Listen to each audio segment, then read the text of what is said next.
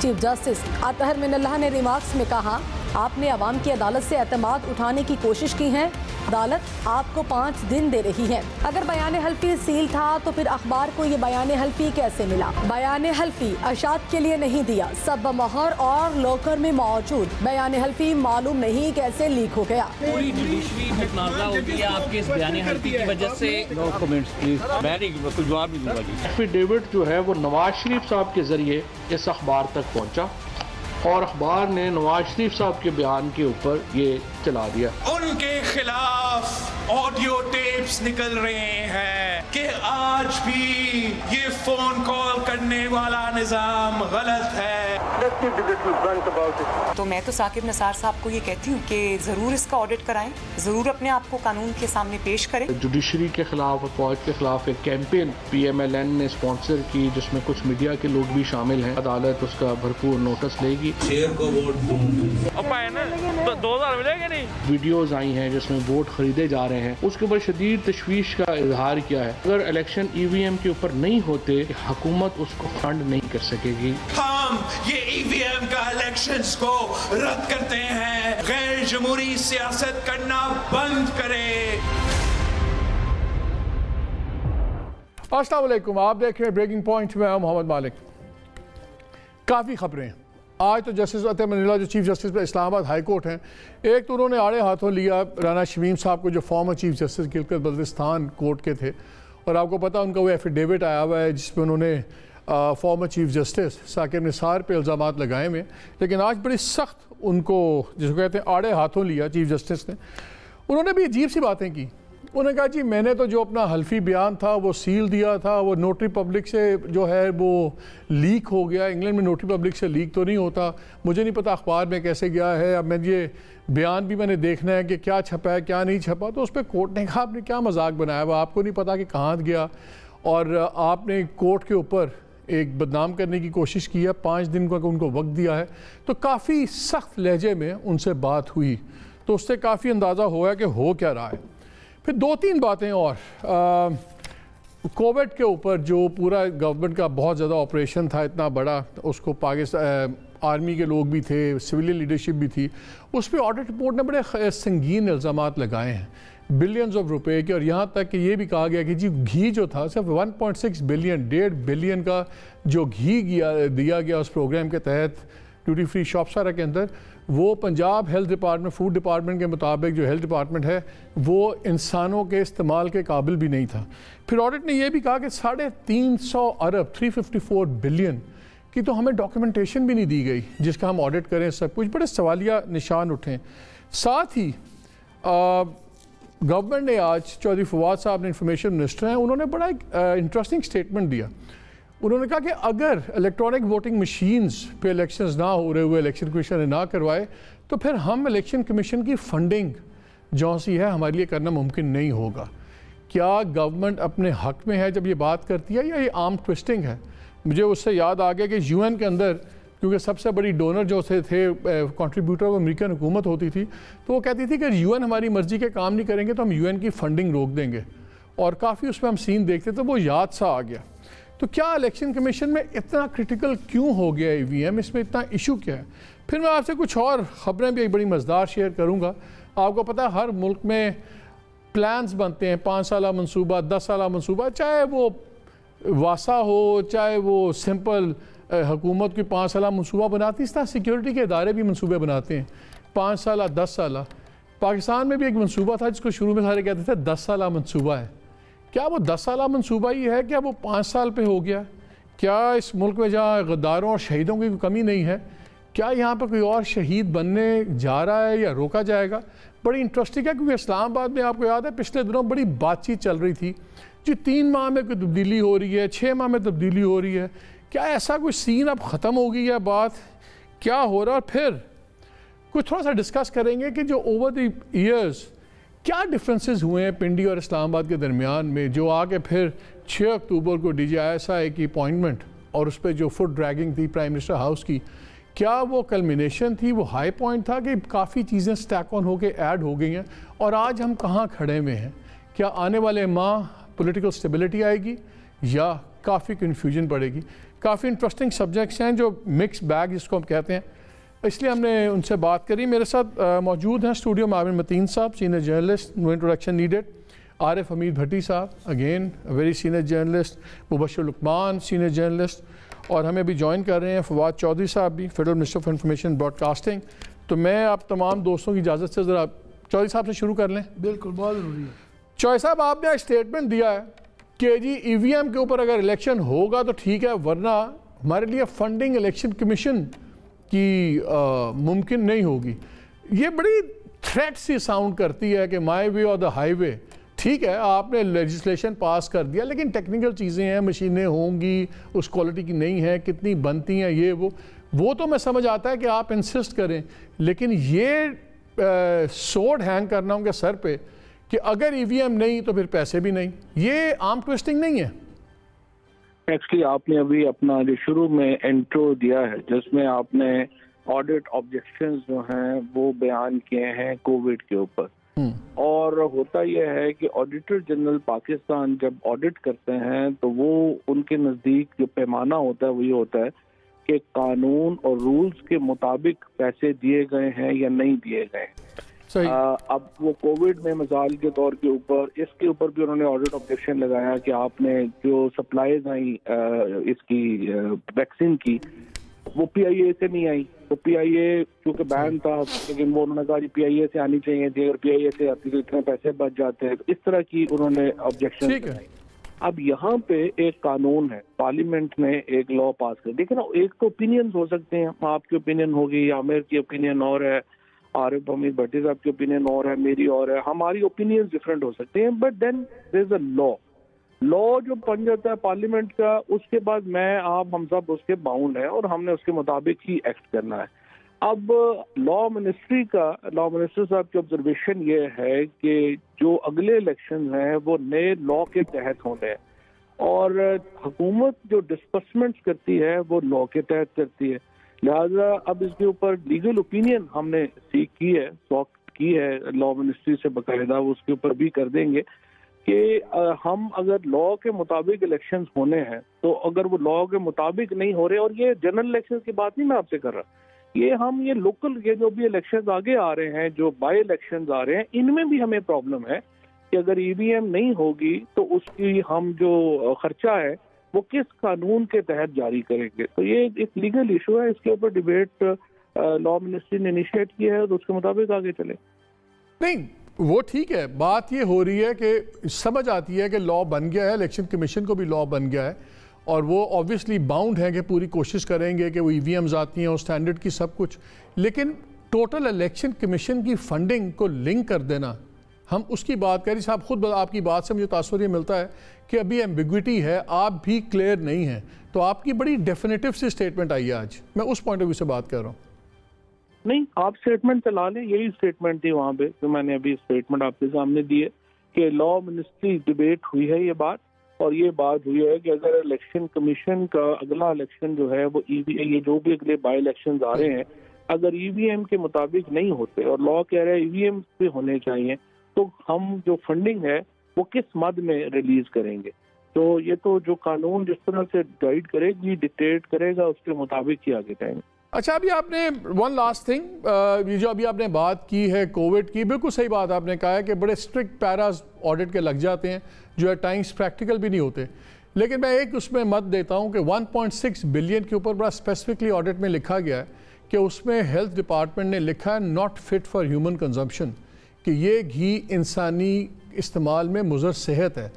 PIA में चीज़ें आई हैं, किस में आई हैं, उस पर तो बहस हो सकती है, लेकिन चीज़ें जो मुज़र सेहत हैं वो लगवाना, उसकी तो कोई जस्टिफिकेशन नहीं है। 350 अरब रुपए के उन्होंने कहा है हमें डॉक्यूमेंटेशन नहीं दी, हमें जो हम उसको रिव्यू ही नहीं कर सके। तो जब आप कम अज़ कम उनको डॉक्यूमेंटेशन तो दें ऑडिट को, आप डॉक्यूमेंटेशन भी नहीं दी कोविड प्रोग्राम में। सर नहीं, ये भी दुरुस्त नहीं है। मसलन आप जो भी घी जब फैक्ट्री से निकलता है उसको Pakistan standard quality control authority जो है वो सर्टिफाई करती है, हेल्थ डिपार्टमेंट उसको सर्टिफाई नहीं करता। तो जब PSQCA ने सर्टिफाई किया हुआ है तो उसके बगैर तो वो ठेके उसमें टेंडर में ही नहीं आ सकते। लिहाजा जाहिर है कि वो जो भी उनके पास सर्टिफिकेशन है, वो बिल्कुल आपकी बात ठीक है। कई सर्टिफिकेशंस या डॉक्यूमेंटेशन मिसिंग हो सकती है क्योंकि ये इमरजेंसी सप्लाईज थी, क्योंकि कोविड आ रहा था। अंडरस्टैंडेबल। और वो बड़ा चीज, और ये जो आपने इसीलिए IMF ने जब रिव्यू किया है तो उन्होंने जो ऑडिट के ऊपर तमाम ऑब्जेक्शंस हैं वो फारिग कर दिए। उन्होंने कहा बिल्कुल सही है, ये ऑब्जेक्शन दुरुस्त नहीं है, और ये ऑब्जेक्शन जो है ये पहली अपना इसकी जो मुकम्मल रिपोर्ट है वो वेबसाइट के ऊपर अवेलेबल है, उसके जवाब भी सारे अवेलेबल। चौधरी साहब लास्ट क्वेश्चन, तो जो 350 बिलियन का वो कहते हैं हमें डॉक्यूमेंटेशन दी नहीं गई, हम उसको रिव्यू नहीं कर सके, तो डॉक्यूमेंटेशन क्यों नहीं दी?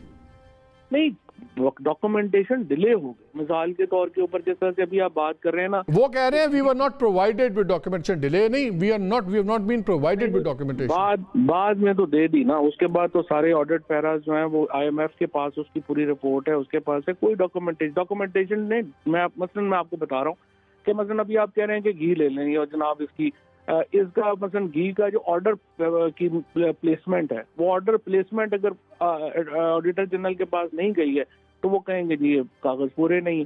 तो वो ये अब सारा ये चीजें जो है ना, ये बड़ी छोटी छोटी बातें हैं जिनको इस तरह से वो पेश हो गया। उसकी बड़ी डिटेल जो जवाब है वो उसकी रिपोर्ट में आया हुआ है, लेकिन ज़ाहिर है हमारे यहाँ पढ़ने का रवाज नहीं है। तो आज मैंने यही सजेस्ट किया है तीनों अथॉरिटीज को कि आप इसके ऊपर डिटेल प्रेस कॉन्फ्रेंस कर दें, और जो जो ऑब्जेक्शन हैं वो आ जाएं ताकि हम उसका पैरा वाइज रिप्लाई इशू कर दें, शायद कोई पढ़ी ले। चलो ठीक है, बहुत शुक्रिया, thank you very much for clarifying these two things. अब ज़रा हम आ जाएं दूसरी तरफ। आमिर मतीन साहब आप मुस्कुरा रहे हैं, लेकिन मैं ज़रा दो चीज़ें डिस्कस करना चाह रहा हूँ। एक तो यह है कि दो बड़ी इंटरेस्टिंग इतलात हैं। एक तो यह है कि जो एक बहुत बड़ा इस मुल्क में प्रोजेक्ट था 10 साला मनसूबा, उसके बारे में कहा जा रहा है कि वो अब 5 साला मनसूबा हो गया है। लेकिन ये भी कहा जा रहा है कि कोई मार्टियर्स अलाउ नहीं होंगे, कोई शोहदा नहीं होंगे। So does that mean Aamir के ये जो 3 से 6 माह वाली अफवाहें चल रही थी पाकिस्तान में और ये और बड़ी सीरियस चल रही थी, वो ख़त्म हो गई हैं? बिकॉज फिर तो मार्टर्स बन जाते हैं ना लोग। मैं वैसे क्विकली अगर आप मुझे इजाज़त दें तो जो चौधरी फवाद साहब ने EVM के मतलब और ये ऑडिट पैरास के मतलब मैं कहना चाहूँगा, वो बात कर रहे थे कि जी कानून हमने बना दिया है। कानून से ऊपर एक चीज़ होती है आइन। इलेक्शन कमीशन एक आइनी अदारा है, उनका आइनी जिम्मेदारी है कि वो अपनी मर्ज़ी से उनकी तशफ़ी और तसल्ली होना बड़ा ज़रूरी है, इर्रिस्पेक्टिव ऑफ द फैक्ट कि ये मशीनें अच्छी हैं बुरी हैं, उनकी तसल्ली बड़ी ज़रूरी है। और गवर्नमेंट और रियासत और हुकूमत का काम है उनको वो वसाइल देना। ये कानून बना के कल को ये कानून बना दें कि औरतें जो है वोट नहीं दे सकती मेजॉरिटी की बेसिस पे, तो वो आइन से ऊपर तो नहीं है। तो ये सारा आर्गूमेंट ही जो है ना, ये जो गवर्नमेंट जिस लाइन पे जा रही है कि जी कानून बना दिया अब हमारी मर्ज़ी से चलें, ये बिल्कुल अदालत में ये ऑलरेडी जा चुका है। ये उड़ा के वो मेरा ख्याल मुझे बड़ी उम्मीद है कि वो फेंक देंगे, पहली बात। दूसरा, आप ये इजीली ये जो इरेगुलरिटी ऑडिट पैरास के कह रहे हैं, ये बड़ा मैसिव अमाउंट है और ये कोविड है, इंसानी पहलू है, बहुत बड़ा लोगों की जानों का मसला है। इजीली इतनी आसानी से आप ब्रश साइड नहीं कर सकते कि नहीं यूँ है तो यूँ कर देंगे तो यूँ गया। जब ये अपोजिशन में होते थे और दूसरी गवर्नमेंटों के पैराज आते थे तो ये फ्लैग करते थे कि जनाब ये देखें ये पैराज कैसे बनते हैं, आप मुझसे ज़्यादा बेहतर जानते हैं कि गवर्नमेंट के एक बरवजा असूल हैं। आप जब उनके मुताबिक नहीं करते, प्रोविजंस की भी तरीकाकार दिया होता है, रूल्स है, इमरजेंसी के अंदर वो है।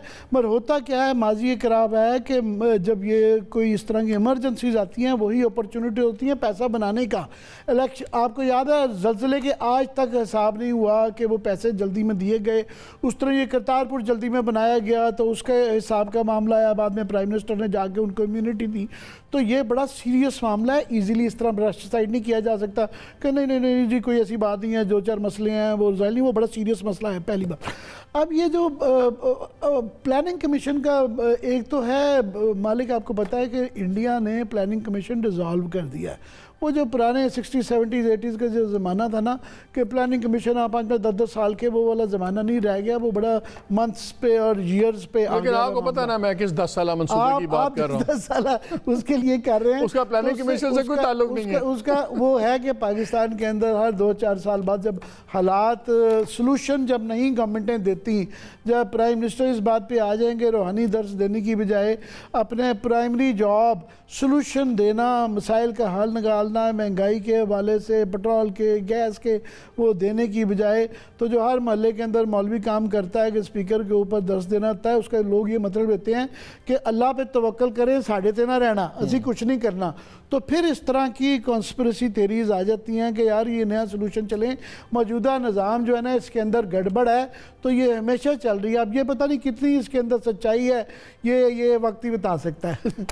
भट्टी साहब ये बताएं, स्टेबिलिटी, पॉलिटिकल स्टेबिलिटी आ गई है? पिछले दिनों बड़ी तेज़ तो चल रही थी अफवाहें, फिर ये जब बीच में चीज़ें आई, मसलन राना शमीम साहब का एफिडेविट आ गया, फिर इसी तरह की बातें लोगों ने देखें जी, कोई माहौल बनता जा रहा है, टीएलपी भी जाग गई, फिर टीएलपी सो गई, फिर जी माहौल बन रहा है, फिर एफिडेविट आने शुरू हो गए, पीडीएम जाग गई।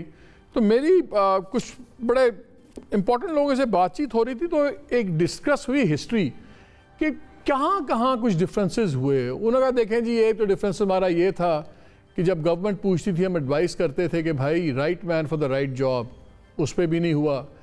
फिर ये भी मशवरा दिया जाता था कि देखें आप पॉलिटिकल टेम्परेचर ज़रा नीचे लाएं, बात करें तो कोई बात करने पे तैयार नहीं है। फिर ये भी 10 साल मनसूबा तो अब नहीं चलता, लेकिन हैविंग सेड दैट हम ये भी नहीं चाहेंगे कि कोई शहीद बने। तो इसका मतलब है कि 3-6 माह वाली बातें तो ख़त्म हो गई, ये टर्म तो गवर्नमेंट हर कीमत पे पूरी करेगी, आगे जो भी हो वो बाद में देखेंगे। तो क्या ये पॉलिटिकल स्टेबिलिटी आ गई है? अब क्या निकल गई है ख़तरे से सारा कुछ गवर्नमेंट? बिस्मिल्लाहिर्रहमानिर्रहीम। मालिक साहब खंडरात बता रहे हैं अमारत आलीशान थी। गुजारिश ये है, जब से ये 25 जुलाई 2018 से हुकूमत आई है, क्या इत्तेहाद इन्होंने बनाया है? क्या काफ लीग और एमक्यू इमरान खान साहब की दानिशमंदी और हिकमत अमली के साथ बनी? क्या चेयरमैन सेनेट के खिलाफ जो अदम एतमाद आया था इनके पॉलिटिशियनों ने बचाया था? क्या एतमाद का वोट सेफ हाउस में इन्होंने रख के लिया था? क्या जॉइंट सेशन इन्होंने लिया था? और भाई ना उन्होंने हुकूमत पहले दिन से कोई जिम्मेदारी ली है। वो जो रेस्क्यू कर रहे हैं, जब तक वो करेंगे पेज फट चुका हुआ है। एक आप जैसे आमर मतीन साहब जैसे साहिब इल्म, मेरे जैसे जाहिल मुतलक को एक छतरी पकड़ा देता, ये ले बच्चे बारिश आएगी तो सेफ रहेगा, पानी से भीगेगा नहीं, नमूनिया शमूनिया नहीं होगा। और मुझे छतरी का पता ही नहीं होता, बड़ा मैं शोधबाज होता, चुचोरा था। वो छतरी काली बड़ी खूबसूरत है, कभी मैं इस दरख्त में मारता हूँ, कभी उसमें सुराख हो जाते हैं। जब बारिश आती है मैं कहता हूँ जी आमर मतीन साहब बादशाह आदमी ने, बड़े भाई ने, पर ऐहो जी छतरी दे जी सुराख ही सुराख ने। सुराख तो मैंने की है, और मेरे भाई हुकूमत इनको ले दी, उन्होंने घर में दे दी। मुझे एक बात बता दे, खुद जो वजीर आज़म इमरान खान साहब ने अवाम से वादे किए थे, मेरी और आपकी बात छोड़ दे, मालिक साहब की राय भी, आमिर मतीन साहब की भी, मुबशर साहब की भी, एक पूरा किया वो मुझे बताए। 2 नहीं 1 पाकिस्तान होंगे, IMF के पास नहीं जाऊंगा, बैड गवर्नर्स गुड गवर्नर्स होगी, right man for right job होगा। एक शख्स है इस्लामाबाद में, उसने एक अहम तरीन शख्सियत के सर के बाल लगाए, अहम तरीन शख्सियत के बाल लगाए, पैसे नहीं लिए। वो इस वक्त बहुत अहम तरीन शख्सियत है, उसने उनको नवाज दिया। और नवाज शरीफ ने की नवाजना सी, उन्हें भी अन्नी बात थी। अचानक उसके जो बाल लगे, अहम तरीन शख्सियत, आपको पता है दराज कद्दा बंदा, खूबसूरत हो, जवान हो, तो बाल को 2-3 धागे निकला है बीच में से। उसने कहा तेरा बेड़ा गर्क करे, मैंने तुझे सेनेटर से भी छीन लेना और ये जो कमेटी बनाई है इससे पे भी उतार देना। वो बेचारे ने खैर कर दिया। तो मुझे बताए, जब तक इमरान खान की हुकूमत भेजना ना कल इशू था ना आज इशू है, जब अल्टरनेट मिल जाएगा इसको कहेगा भाजी बड़ी हो गई माफ़ कर दो। ये मैटर नहीं करती हुकूमत, ना नंबर गेम इनके पास है, ना कारकर्दगी है, ना कोई बात है। वो तो जो लाए हैं वो भी पछता रहे हैं, जो आए हैं साथ वो भी पछता रहे हैं। बता दूं आपके ही एक दोस्त है, फेडरल मिनिस्टर है इस दफ़ा, जिन्होंने 25 जुलाई 2018 से 2 महीने पहले अवारी के सामने किसी को कहा था अच्छा हमें हाँ की तरफ भेज दे, हमने पीपल्स पार्टी में नहीं जाना, उनकी तस्वीर लगा के हम इलेक्शन नहीं दे सकते। इस दफ़ा उन्होंने एक अहम तरीन शख्सियत को कहा अल्लाह का वास्ता जे सानू हूं ना कहना PTI वालों लड़ो। बाकी मुझे नहीं पता, आमिर साहब ज़्यादा इन है और आप तो इन ही इन है। तो मैं कोई नहीं मुफस्सिर, I'll come to you। ये मुझे बताएं कि अब तेज़ी कुछ कम हुई है, एक फीलिंग होती है कि शायद थोड़ा सा रिलैक्स हो गया काम, एक नॉर्मलसी की फीलिंग होती है। मुझे नहीं पता कि ये इल्यूजन है कि रियलिटी है, क्योंकि जब बातें हम सुनते हैं ऑफ द ग्रिड, ऑब्वियसली जब बात हो रही होती है तो हमें कहा जाता है कि बड़े broken string of broken promises हैं। मसलन चेंजेस की बात हुई, पंजाब की बात हुई, सेंटर में कुछ लोगों की चेंज की बात हुई, कहा गया, बार बार यकीन दहानी की गई, नहीं चेंजेस हुई। अब तो हम कहते भी नहीं हैं क्योंकि फ़ायदा कोई नहीं है। फिर सीरियस गवर्नेंस के इश्यूज़ हैं, सीरियस कैपेसिटी के इश्यूज़ हैं, और बड़ा क्लियर इंडिकेशंस आ रही हैं कि जी नेक्स्ट 5 ईयर्स कोई अपने पे जो करे सो करे, कोई सपोर्टिंग नहीं होगी, न्यूट्रलिटी होगी, सब कुछ। तो क्या जो ये करंट सुकून सा लग रहा है, ये लल बिफोर स्टॉर्म है कि वाकई सुकून हो गया हुआ है, और जितनी एक शार्प स्पाइक्स आई थी ऊपर नीचे, सस्पेंस पड़ा था, वो ख़त्म हो गया? मालिक साहब, स्पाइक्स तो ख़त्म नहीं होती, क्योंकि इंडिविजुअल्स की मेमोरी होती है वो फेड आउट हो जाती है, इंस्टीट्यूशंस की मेमोरी फेड आउट नहीं होती। और अगर कोई ये समझता है कि पिंडी और इस्लामाबाद एक पेज पे है, तो मैं बताऊं वो एक पेज पे नहीं है, और जिन पेजेस पे हैं वो एक चैप्टर में नहीं है, वो चैप्टर एक किताब में नहीं है, वो किताब एक लाइब्रेरी में नहीं है, वो लाइब्रेरी एक शहर में नहीं है। ये तो मैं आपको क्लियर करके बताऊं। अब हर एक जो है वो एक डंक पे पाव के तौर पे काम कर रहा है फिलहाल, लेकिन आपको मैं बताऊं कि और ये मैं गलत हो सकता हूँ, मैं ये क्लेम नहीं कर रहा कि मेरी बात कोई इंफॉर्मेशन बेस्ड है, मेरा एनालिसिस है ये कोई इंटरनेशनल कोई प्रेशर्स हैं और इंटरनेशनल हमारे ऊपर कोई दबाव आ गया है और कुछ चेंजेस हो रही हैं हमारे गर्दो दबाव में, कि जिसकी वजह से हमारी डोमेस्टिक पॉलिटिक्स जो है वो उसमें आपको एक ठहराव नजर आता है या उसमें आपको एक ब्रेक नजर आता है। और दूसरी एक बड़ी वजह यह है कि पाकिस्तान पीपल्स पार्टी और पाकिस्तान मुस्लिम लीग नवाज खुलकर एक दूसरे के सामने है, और वो दोनों, उनके आपस के जो डिफरेंसेस हैं वो उनके पीटीआई से ज्यादा हैं, उनके जो डिफरेंसेस हैं। तो जब तक ऑपोजिशन कंबाइंड नहीं होती तो हुकूमत को किसी किस्म का वो नंबर्स गेम में खतरा नहीं होता, क्योंकि जिन्होंने कूदना है इधर से उधर, उधर से इधर, वो भी उसी वक्त कूदेंगे कि जब उनको कोई चीज नजर आएगी या उनको बताया जाएगा। दूसरी बात आपको मैं एक बात बताऊं कि जितने मर्जी झूठ बोलने हैं मालिक, बोलते रहे। झूठ बोलने का क्या है, उसके बाद आपने फोन बंद कर देना है, उसके बाद आपने सो जाना है, आपने कल को हुकूमत में नहीं होना, आप चले जाएंगे, आप कहते रहेंगे क्या फर्क पड़ता है, हमने जितना करना था कर लिया, जितना बनाना था बना लिया, अब जिसकी और मर्जी। देखिए, fact of the matter is कि आपके ऊपर दो बड़े सीरियस प्रेशर्स हैं इस पर, जो आपकी इकोनॉमिक कंडीशंस जिस तरह से डिटेरियोरेट कर रही हैं, और आप तो इकोनॉमी को समझते हैं मोहम्मद मालिक, आप तो खुद इकोनॉमिक्स के ऊपर और बिजनेस के ऊपर कितने प्रोग्राम्स कर चुके हैं। आपको मैं क्या बताऊं कि इस वक्त आप टेक्निकली बैंकक्रप्ट हो चुके हैं।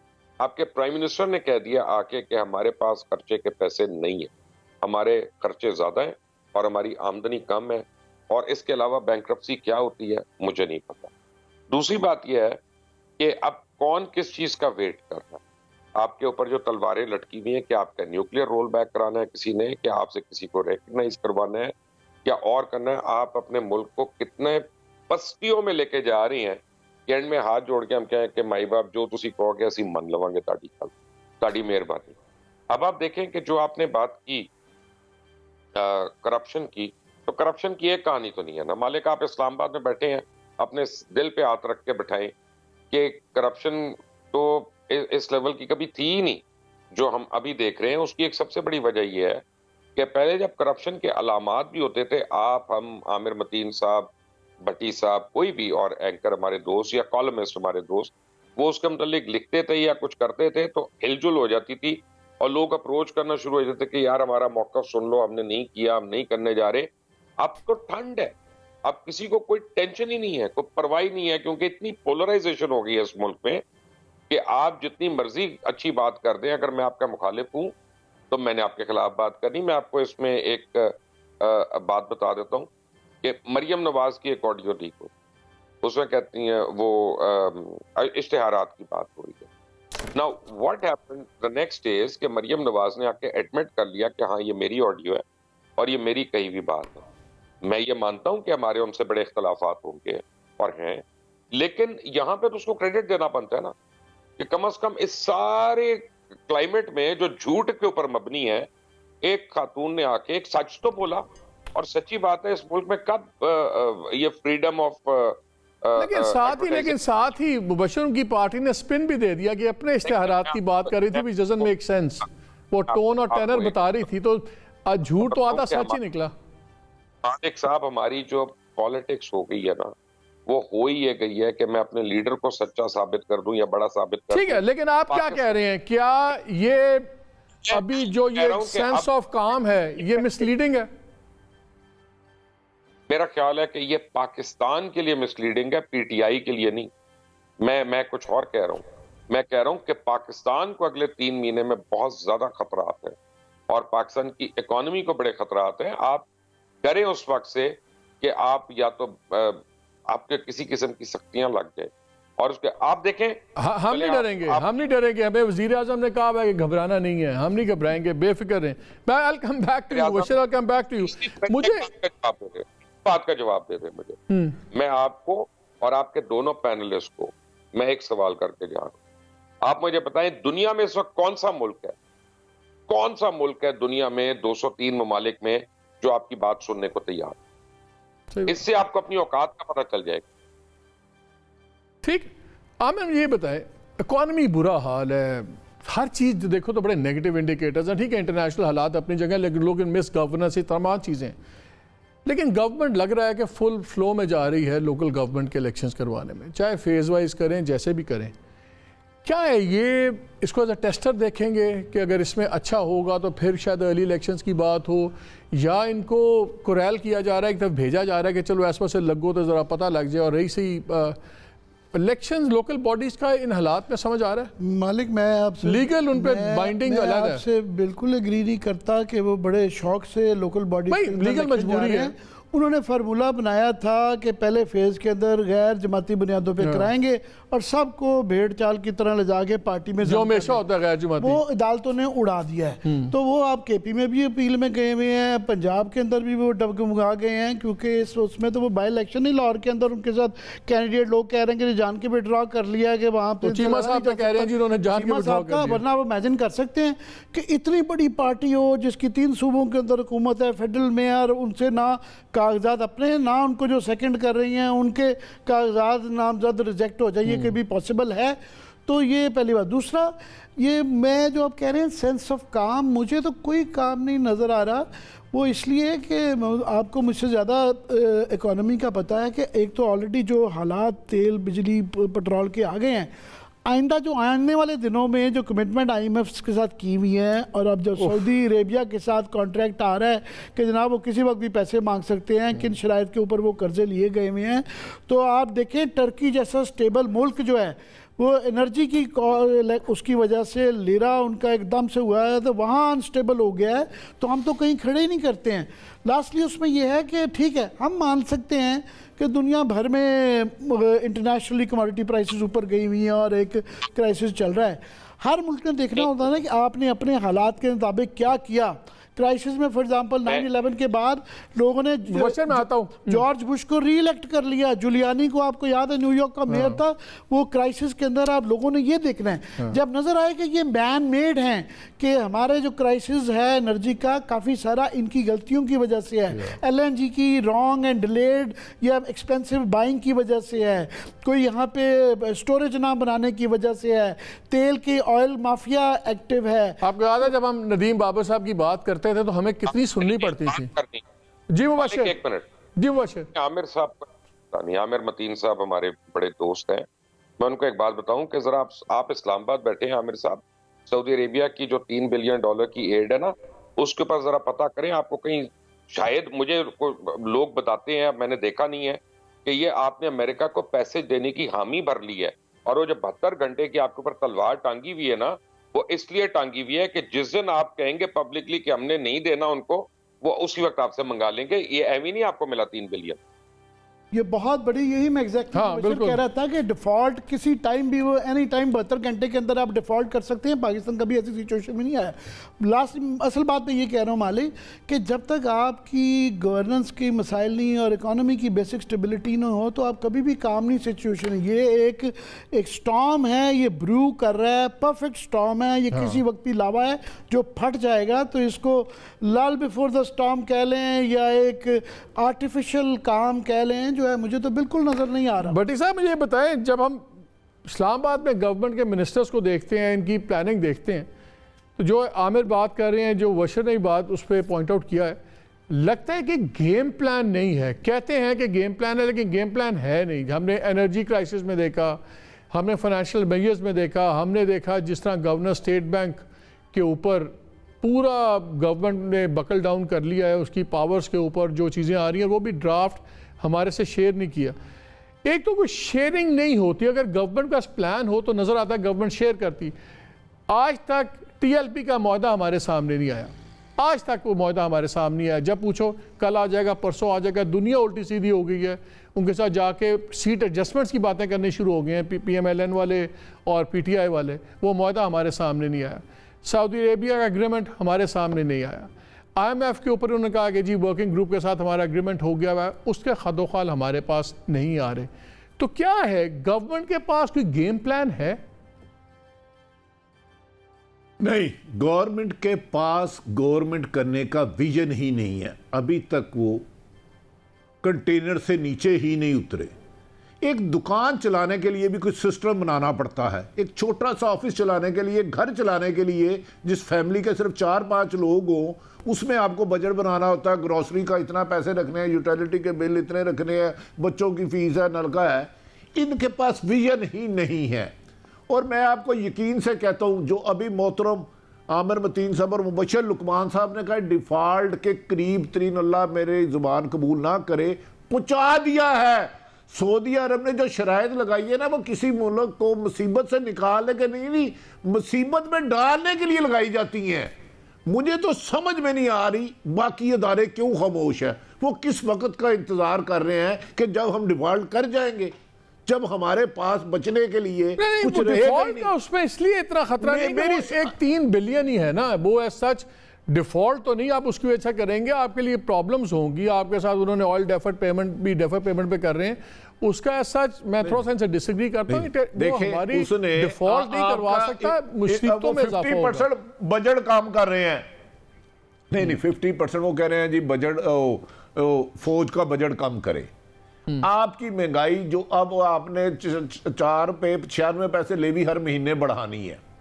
डिफॉल्ट ये होता है कि आपकी 90% पॉपुलेशन एक वक्त की रोटी ना खा सके, खुदा ना खास्ता कहीं खाना जंगी की तरफ ना चले जाए। अच्छा, दूसरी बात, मैं मुबशर साहब को सेकंड करता हूं। मैंने सारी उम्र की है, जितनी दलेरी से, बहादुरी से ओपन करप्शन आज हो रही है, ऐसी कभी भी ना थी।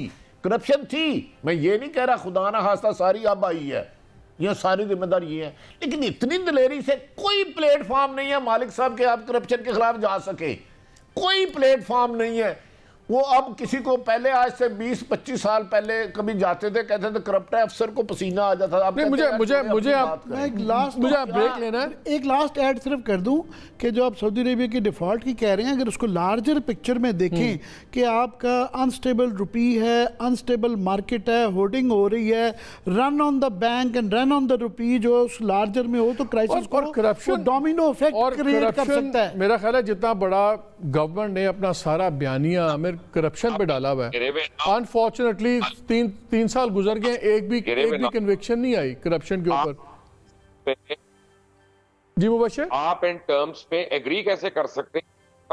आपका सर जो है जमीन पे ना हो तो आप ये 72 घंटे वाली यार वो कहते हैं अंग्रेजी में beggars can't be choosers.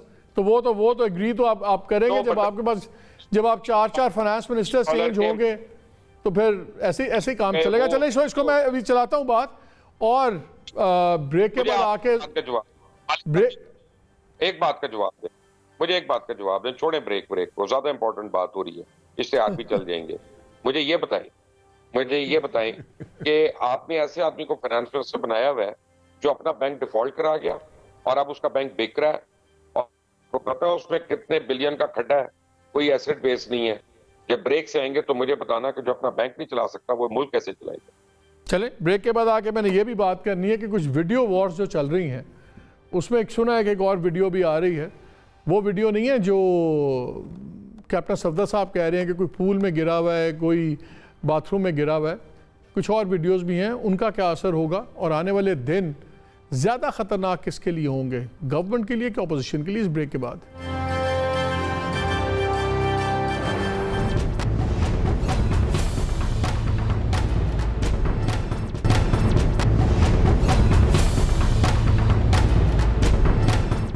Ji welcome back to the show. Break के दौरान मुझे फ़ोन आया, भी हारून फत्ता साहब हैं, ये बड़े एक सीनियर इकोनॉमिस्ट, उन्होंने दो बड़ी इंटरेस्टिंग बातें पॉइंट आउट की। उन्होंने कहा जी आप अभी प्रोग्राम कर रहे थे, मैं आपकी बात सुन रहा था, तो उसमें एक चीज़ मैं पॉइंट आउट करना चाहता हूँ कि ये भी उस एग्रीमेंट में हिस्सा है कि जब सऊदी अरेबिया ने कहा है कि अगर आपकी डिफ़ॉल्ट या लिक्विडिटी का इशू होगा तो हम आपसे 3 बिलियन ले सके अपना फ़ौरन मांग लेंगे, अगर आपने ना दिए तो जो भी एसेट्स आपने प्लेज किए होंगे उसके मुताबिक अगेंस्ट गारंटी, सॉवरेन गारंटी में होगा तो हम वो भी कॉन्फिस्केट करेंगे। दूसरा उन्होंने कहा कि जो ये बात की है कि जी 4 रुपये की हम लेवी बढ़ाएंगे, तो ये भी बात चल रही है कि जिस वक्त 5% सेल्स टैक्स है उसके ऊपर उसको 17% करें तो 4 का फ़र्क नहीं पड़ेगा, तकरीबन 22 रुपये का फ़र्क पड़ेगा। अनफॉर्चुनेटली हमारे पास एग्रीमेंट है नहीं जो सऊदी गवर्नमेंट के साथ हुआ हुआ है, इधर से सुन उधर से सुन। तो बेहतर यह है कि गवर्नमेंट ये चीज़ें बिल्कुल क्लियर करे ताकि ये ना लोग कहें कि जी स्पेकुलेशन कर रहे हैं, हवा में चल रहे हैं, लेकिन अनफॉर्चुनेटली हमें बताया कुछ नहीं जाता। हमें तो TLP नहीं बताया आज तक क्या हुआ है, ये तो फिर सऊदी अरेबिया की चीज़ है। जी वेरी क्विकली बोशर, एक करेक्शन कर लें, उन्होंने ये नहीं कहा कि जो एसेट आपने प्लेज किए हैं हम उसको वी डोंट इवन नो कि खाली सॉवरेन गारंटी है कि प्लेज हुए हुए assets, frankly I can't say anything on that. Sovereign guarantee उन्होंने ये कहा है कि पाकिस्तान गवर्नमेंट के जो भी एसेट्स बाहर हैं उनको हम पकड़ के अपने पैसे पूरे कर सकते हैं। चलो अभी PIA का जहाज रख लेंगे ना रख लें यार, कौन सी क़यामत आ जाएगी। जो है रूजवेल्ट होटल होगा, वो आपकी हाई कमीशन होंगी, जो भी है, ये को बात है यार। चलें ये तो हम इस पर तब बहस कर सकते हैं ना कि हमारे पास एग्रीमेंट हो। मेरे पास टाइम बड़ा थोड़ा है, मुझे ये बताइए कि जो वीडियोस, भट्टी साहब आपसे शुरू कर रहा हूँ इस पर, ये जो वीडियोस वगैरह का एक मौसम आ गया है, आज एफिडेविट को तो उड़ा के रख दिया अतर मिनल्ला साहब ने, जिस तरह उन्होंने आज रगड़ा है राना शमीम साहब को, वो तो अपनी जगह है, लेकिन बड़ी ख़तरनाक और भी ख़बरें हम सुन रहे हैं कि दुबई के अंदर भी एक वीडियो बनी हुई है, कोई होटल में जाते हैं, कोई मुलाकात होती है, फिर वहाँ की टाइम बैंड के साथ वो वीडियोज़ हैं और वो अगर आती हैं तो बहुत सवेर किस्म के उसके पोलिटिकल रिप्रिकेशन हैं। ये बड़ी ख़तरनाक स्लोप पे जा रहे हैं हम, जो पॉलिटिकल पार्टीज़ ने शुरू की हैं, मगर ज़ाहिर है इसमें बाकी लोग भी अब शामिल होंगे। क्या हम बहुत ज़्यादा एक जिसको कहते हैं गंद पड़ने की तरफ जा रहे हैं? देखिए मालिक, सियासत खिदमत और इबादत हुआ करती है, आप जैसे साहब इल्म बताते थे, अब गंदगी और गलाजत हो चुकी है। जिन वीडियो की निशानदेही कर रहे हैं उनमें से मैंने पहले भी अर्ज किया है, जो खुद कह रहे हैं कि थर्मास्कोप होगी वो अपनी वीडियो नहीं देख सकेंगे, ये मैं गारंटी दे रहा हूं। ये कुछ वक्त अगर ना रुके, ये ना रुके तो वो वीडियो आ जाएंगी, वो वीडियो आ जाएगी। देखें, जब आपके पास कारकर्दगी बेहतर ना हो, जदोजहद करने का जज्बा ना हो, स्ट्रीट पावर ना हो, फिर ऑडियो और वीडियो जैसे गंदे खेल का आप उसके ज़रिए पूरे मुल्क को गंदगी की तरफ धकेलते हैं। डू यू थिंक कि इस मुल्क में किसकी ऑडियो नहीं होगी? मुझे याद है कि मैं एक दफ़ा आमिर मतीन साहब का नाम लेके पीछे में बैठा था, तो मेरे साथ आप तो जो जितना ये फेक काम हो जाता है, अब तो इस क्वालिटी की फेक वीडियोस और ऑडियोस बन सकती हैं कि पता ही नहीं लग सकता कि असली हैं कि जाली हैं। नहीं, वीडियो गुजारिश है, फेक बन सकती है, इसमें दो राय है ही कोई नहीं। ओरिजिनल बड़ी है, वो माल असल बड़ा है, यहाँ तो कमी होना और किसकी नहीं है। मुझे तो दुख होता है कि हमारे इतने सीनियर पॉलिटिशियन सिर्फ मरियम नवाज, नवाज शरीफ और इसका केस बचाने के लिए आज राना शमीम साहब के साथ जो गुफ्तगू और रिमार्क्स दिया मोहतरम मिजाज साहब ने, उन्होंने कहा जी एफिडेविट मुझे तो पता ही नहीं मैंने क्या लिखा है, बैंक लॉकर में पड़ा हुआ है। डू यू थिंक कि जिसने पौंड नवाज शरीफ से लिए वो डॉलर, उस बंदे को पता ही नहीं मैंने एफिडेविट क्या दिया है? अब इसका देखें कि इन वीडियो का मकसद अक्सर ये है कि ब्लैकमेल करके रिलीफ लेना, ये वीडियो दिखाना नहीं है। वीडियो तो सबकी होंगी और ऐसी ऐसी हैं। मैं तो एक वीडियो 3 वीडियो के बारे में मैं जानता हूं कि अल्लाह करे कि ये गंद ख़त्म हो जाए। मैं आपको बताऊं, इस वीडियो के गलाजत में आप जैसे सीनियर लोग खुद माजरत करेंगे कि माफ़ी चाहते हैं नाज़रीन, हमें इस इशू पे बात करनी पड़ रही है। ये कौन ला रहा है? एक ही मास्टरमाइंड है, मोहतरम मरियम नवाज साहबा नहायत अदब एहतराम से जज अरशद मलिक की मैं और आप तो नहीं लाए थे, ये हुकूमत भी जिम्मेदार है। उसी वक्त मरियम नवाज और शाहिद खान बनाते, उन्हें कहते बताएं किसने बनाई है। मुबशर वेरी क्विकली 2-3 मिनट है, फिर मैंने आमिर से भी क्लोजिंग कमेंट ले रहे हैं। मुझे एक चीज़ बताएं, आप भी बड़े करीब रहे इमरान खान साहब के, सारे हम प्रोफेशनली भी जानते हैं। एक हमने चीज़ देखी कि बड़ी स्ट्रॉन्ग पर्सनालिटी के मालिक हैं और वो यूजुअली रिएक्ट करते हैं चीज़ों पे, रिस्पॉन्ड नहीं करते। क्या ये वक्त आ गया है कि एक ट्रांसफॉर्मेशन वो करें और बजाय रिएक्ट करने के रिस्पॉन्ड करें, अपनी टीम में चेंजेस करें, पंजाब में या इधर दाएं बाएं जो भी चीज़ें हैं, या वो अगर इसी तरह गए तो क्या वो एक 90 मील की स्पीड से दीवार की तरफ जा रहे हैं? It's very late in the day for that because he is the world's oldest teenager. इसके अलावा मैं कुछ नहीं कह सकता।